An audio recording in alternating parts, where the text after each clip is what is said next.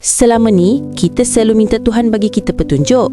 Tapi, korang sedar tak sebenarnya setiap hari Tuhan bagi kita petunjuk? Cuma kita je tak perasan. Semua petunjuk bukan selalu direct. Kadang-kadang, mesej sampai melalui orang dan medium lain tanpa kita sedar. Kita cuma perlu diamkan fikiran, perhatikan mesej tersebut.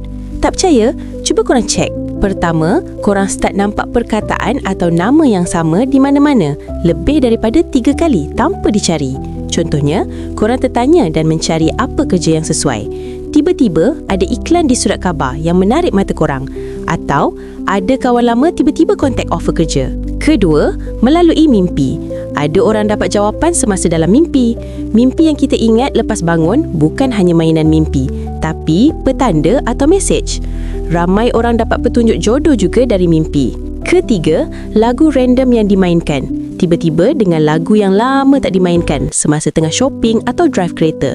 Lebih-lebih bila lagu tu bagi satu emosi yang tak dapat dikatakan. Sedangkan masa tu emosi korang stabil. Ini semua ada mesej untuk korang fahamkan. Keempat, perbualan tak langsung orang sebelah kita yang menjawab soalan di minda. Kita dapat jawapan tapi bukan secara direct. Ini pun mesej untuk kita juga. Kelima, bila kita nampak benda yang sama berulang banyak kali atau pattern. Contoh, sifat seseorang yang tak baik 3 kali.